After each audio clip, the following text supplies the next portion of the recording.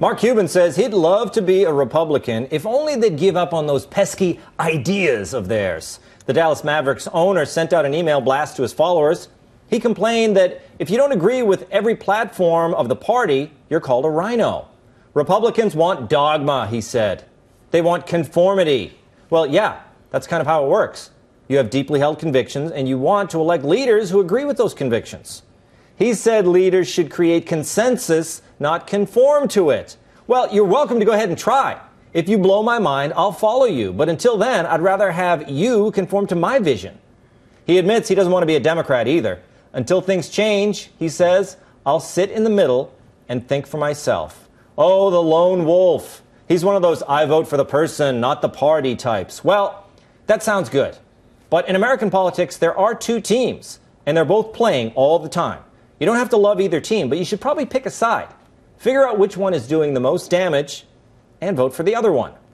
My guess is Cuban knows which one that is. John? I love Mark Cuban. I love Shark Tank. It's Ayn Rand's Project Runway. It's my favorite show. It's fantastic. I love it. I love it.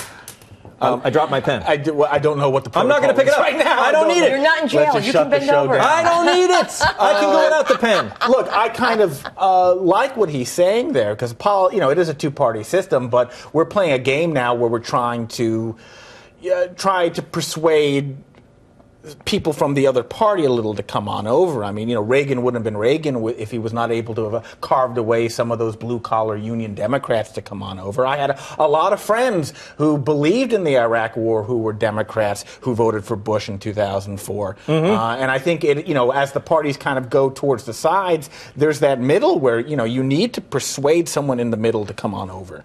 But are people persuaded by the idea of consensus, like, oh, there's no parties, it's all just America? I don't think people really believe that. They want people to represent their values. They don't want compromise. Am I right? I think compromise is overrated. Right. And they make it seem like it's Disneyland, and that, everyone's walking down the middle of Main Street, USA, and you know something? Nobody has enough money anymore to spend time with their kids or even afford Disneyland.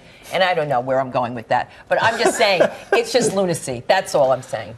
Charles. I think he's right. He's right in what way? I think he's right. The Republicans have this view, say, of President Reagan. You're right. This is all we'll hear about next week. That he was this purist and that he never, ever compromised anything that the base currently likes. But it's just not true. I mean, it's not true on immigration. It's not true on taxes.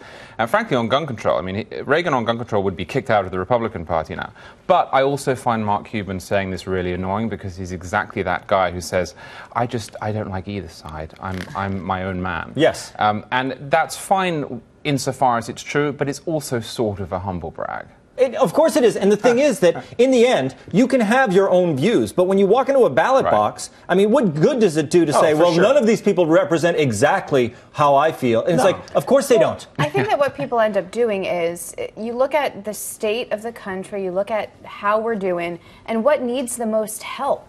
To be honest, is it the economy? Is it social issues? And I think, too, to John's point, there are a lot of people in the middle that parties should be trying to grab at. The Republicans are still very confused about George W. Bush's legacy, but that his whole compassionate conservative line was designed to attract people into the conservative fold who might not identify as conservatives. Perfect example. I don't care. Yeah, no. And here's the thing. I don't care if it attracted people. It was bad. When he did that prescription drug program, that is the antithesis of what conservatives believe in. We don't want. Yelling at me? I'm telling you, it stinks. Charles, you got to support me on this. No, when they try to triangulate, they end up passing policies that are just as bad as Democrats. I'm going to play Mark Cuban. I think that you're both right in that you're right. He ran as a compassionate conservative in order to get the people in who were more comfortable with Clinton than they had been, say, with Reagan, but would go to conservative side if they wanted to change. And then the problem is he did it. Yes. I mean, he actually did what he said he was going to do. Before 9/11, he was all about,